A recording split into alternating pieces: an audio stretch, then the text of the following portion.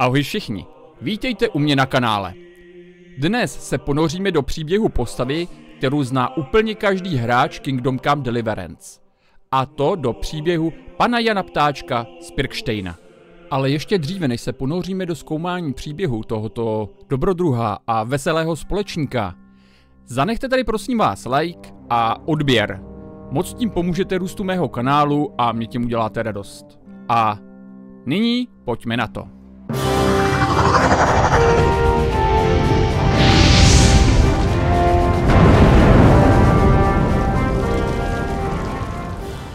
Pan Ptáček není jen veselý společník Jindřicha a typický šlechtický floutek. Jan Ptáček z Pirkštejna, narozený před rokem 1388, je skutečná historická postava.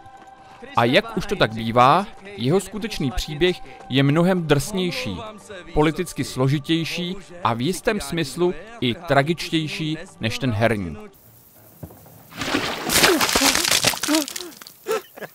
Do prdele!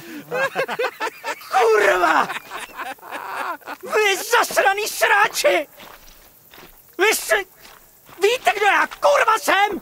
Ne, to kurva nevíme. Já jsem Jan Ptáček z Pirkštejna. Dědic Ratají. Ptáček je esencí středověkého šlechtice. Je pyšný, ale s velkým potenciálem. Ve hře vidíme jeho mladickou nerozvážnost. Já jsem Jan Ptáček z Pirkštejna. Já jsem Jan Ptáček z Pirkštejna. Jsem Jan Ptáček z Pirkštejna. Ale historie nám ukazuje, že musel velmi rychle dospět v politického hráče na prahu obrovské revoluce, která otřásala celou Evropou. Jeho panství leželo přímo v epicentru dění, nedaleko Kutné Hory, která byla srdcem království. Zde, v Ratajích, se rodila jedna z nejdůležitějších kapitol českých dějin. Pojďme zjistit, kdo byl ten mladý pán Ratají ve skutečnosti. Měli jsme jenom doručit poselství na trosky. Doufal jsem, že si u toho aspoň trochu zašukám. Jak souvisí s mocným rodem pánů z Lipé a co se stalo s ním a jeho rodným hradem Pirkštejnem po událostech z roku 1403? Odhalíme vše, od domluveného sňatku po jeho tragický konec v husitských válkách. Příběh Jana Ptáčka je příběhem proměny, který ukazuje, jak se z hráče stává historická oběť. Začínáme hned s dějem Kingdom Come. Dostal jsem to. Snad nebude moc Pro hráče je Jan Ptáček především parťák. Poznáme ho jako nezodpovědného mladého pána, který se rád baví a využívá své šlechtické postavení. Pane Ptáčku! Nekecej a jdeme. Historicky je jeho postavení v roce 1403 velmi nejisté, protože je nezletilý nebo sotva plnoletý a panství za něj spravuje jeho strýc Hanuš z Lipé. Hra tedy velmi přesně reflektuje vztahy uvnitř rodu, kde se mladí páni museli řídit dospělými poručníky, dokud nedospěli. V KCD i Ptáček sídlí na svém dvojhradí Rataje. Horní hrad slouží jako centrum panství a dolní hrad Pirkštejn je Ptáčkova, řekněme, klubovna pro zábavu a odpočinek. Je důležité si uvědomit, že i když jsou Rataje blízko Skalice, která byla zpustošena, oba hrady přežily nájezd Kumánů a Zikmundova vojska bez poškození. Jsou plně funkční a představují bezpečné zázemí v neklidné době. Tím se stávají strategicky neocenitelnými pro Jindřicha a celou oblast. Další perfektní historický detail se týká Ptáčkova sňatku. Hanuš domluví Ptáčkovi sňatek, aby ho sklidnil a zajistil rodové vazby. V tomto bodě je hra opět perfektně přesná. Historický Jan Ptáček byl ženatý s Jitkou z Kunštátu a z Poděbrad. Sňatky byly v té době čistě politické a ekonomické. Pro Ptáčka to znamenalo prestižní spojenectví s jedním z nejvlivnějších moravských rodů, z něhož vzešel budoucí český král Jiří z Poděbrad. Ptáčkův syn tak byl přímo příbuzný s budoucím českým panovníkem, což je obrovský dějinný zvrat, který začal u tohoto politického sňatku. Takže dohodnuto. A co Ptáček v KCD2? Sledujeme jeho politický vývoj. Díky informacím z druhého dílu víme, že Ptáček se v nadcházejícím chaosu jednoznačně staví na stranu krále Václava IV. Toho staví do přímé opozice k panské jednotě a samozřejmě k Zikmundovi Lucemburskému, který držel Václava IV. V zajetí. Tento jeho prokrálovský, prováclavovský postoj ve hře je logický a je pokračováním Jindřichova boje proti Zikmundovi z KCD1. Jenže tento herní oblouk má hořký konec, který nám prozrazuje historie. Zatímco ve hře Ptáček bojuje za krále Václava a proti Zikmundovi, historický Jan Ptáček se jen o pár let později, už po smrti Václava IV., přidává na stranu katolických pánů, tedy de facto Zikmundových spojenců, a bojuje proti husitům. Jeho herní příběh je tak příběhem obrovského politického přerodu, nebo spíše kapitulace před mocenskými poměry v zemi, která vrcholí tragicky na protihusitské straně. Zde končí Ptáček hrdina a začíná Ptáček historická oběť. Pojďme ovšem do temné reality. Historický Jan Ptáček se formálně ujal panství Rataje a Polná nejspíše mezi lety 1405 až 1415. Z neposedného mladíka se stal regionální mocností, která se musela vyrovnat s největší krizí Českého království, náboženským a politickým rozkolem, který vedl až k válce.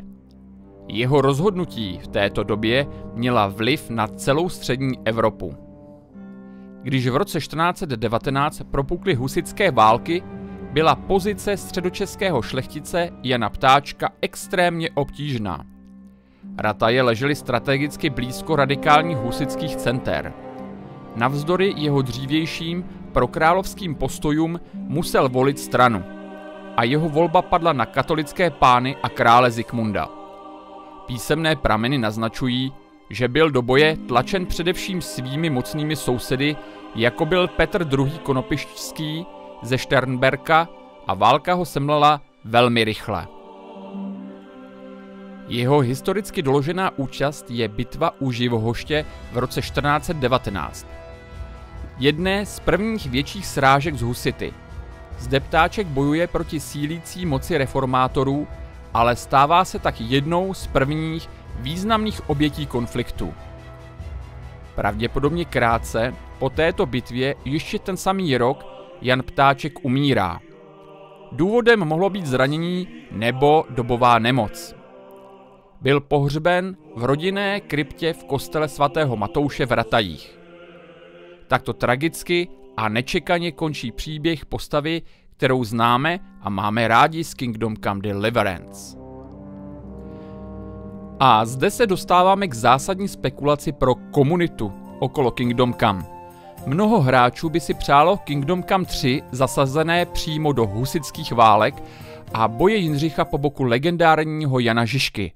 Ale fakt, že Jan Ptáček historicky zemřel hned na jejím počátku v roce 1419, možná znamená, že Warhorse by museli buď opustit tuto milovanou postavu, nebo si historii hodně ohnout, aby Jan Ptáček přežil a doprovázel Jindřicha po zbytek husitské revoluce. Vzhledem k jejich důrazu na historickou přesnost je to možná jeden z důvodů, proč jsme se potvrzení KCD3 v tomto období zatím nedočkali. Ironie osudu ale nekončí. Jan Ptáček po sobě zanechal syna Hynce Ptáčka z Pirkštejna, který se narodil 1404 a zemřel roku 1444, který se stal jednou z největších politických osobností své doby. Hynce, ač katolického původu, se stal významným představitelem umírněných kališníků a byl poručníkem budoucího krále Jiřího z Poděbrad, faktickým vládcem země v letech chaosu po husitských válkách. Rod Ptáčků z Pirkštejna tedy zanechal nesmazatelnou stopu v dějinách, ale až v další generaci a na opačné politické straně. Abychom pochopili Ptáčkovu pozici, musíme se podívat hlouběji do minulosti. Ptáčkové byli vedlejší, ale ambiciózní větví jednoho z nejmocnějších českých panských rodů, pánů z Lipé, kteří vycházeli z prastarého rozrodu rodu Ronovců. Páni z Lipé byli proslulí, jejich erb je jeden z nejslavnějších. 2 skřížené černé ostrve ve zlatém štítu. Symbolizovali starobylost a pevnost. Největší slávy dosáhl Jindřich z Lipé na počátku 14. století, který byl pravou rukou krále Jana Lucemburského. Ptáček tak patřil k nejvyšší šlechtě, což vysvětluje jeho aroganci a pocit nadřazenosti, který ve hře vidíme. Tohle vás přijde draho. Nedělej to ještě horší a aspoň teď mlč. Cože? Chováš se jak rozmazlený fracek. Co si to dovolíš?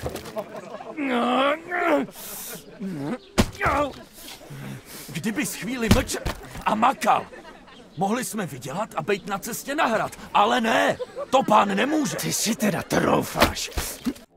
A jak se z Lipé stal Ptáček z Pirkštejna? Původně se větev jmenovala po zakladateli Ježkovi z Pirkštejna.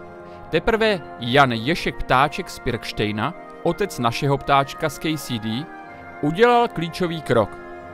Poté, co získal Rataje, přejmenoval spodní Ratajský hrad. Původní název byl Sloup, německy Bürgstein, upravil na Pirkstein a rod začal používat přídomek Ptáček z Pirkštejna. Tím si vytvořili vlastní identitu nezávislosti na hlavní linii pánů z Lipé, ale stále s nimi udržovali spojenství. Rataje nad Sázavou jsou klíčovým místem pro pochopení středověkého panství s unikátním dvojhradím, které bylo vystavěno nejspíše již zmiňovaným Jindřichem z Lipé. Městečko leželo na důležité cestě a jeho dvojité opevnění zajišťovalo jeho bezpečnost a prosperitu. Horní hrad, dnešní zámek Rataje, sloužil jako hlavní reprezentační a administrativní sídlo. Dnes v něm sídlí muzeum středního Posázaví. Hrad Pirkštein, tedy Dolní hrad, byl menší a měl typické bergfritové uspořádání. Dominovala mu masivní okrouhlá věž. Pirkštein přežil staletí. Po válkách, které ho poškodili, byl v 18. století přestavěn na faru se zvonicí a v této podobě ho můžeme vidět dodnes. Přesto si v sobě stále nese tu středověkou atmosféru, kterou známe ze hry. Hrad je v současnosti pronajímán a občas slouží ke kulturním akcím. Jan Ptáček z Pirkštejna je fascinující postava. Hra nám ukázala, jak by se mladý šlechtic mohl v chaosu roku 1403 chovat. Historie nám ukázala, že z dětství dospěl do tragicky krátkého života válečníka, který zemřel na prahu revoluce.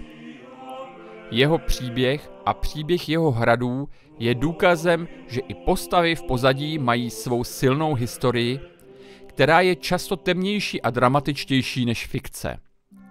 A co je nejdůležitější? Díky Kingdom Come Deliverance je jméno Jana Ptáčka a hradu Pirkštejna dnes známé po celém světě. A teď mě zajímá váš názor. Jakou roli si myslíte, že by Jan Ptáček měl hrát v KCD 3? A nebo myslíte si, že jeho smrt v roce 1419 je ten pravý důvod, proč Warhorse neplánuje KCD 3 v době husitských válek? Napište mi to dolů do komentářů. Vážení přátelé, děkuji vám moc za to, že jste se dokoukali až sem, že jste zhlédli toto video. Prosím vás, zanechte tady odběr, zanechte tady like Doporučuji vám ke zhlédnutí další má historická videa anebo gameplaye z Kingdom Come, které mám rozdělené do playlistu. A nyní vám už moc děkuji, mějte se krásně, nashledanou.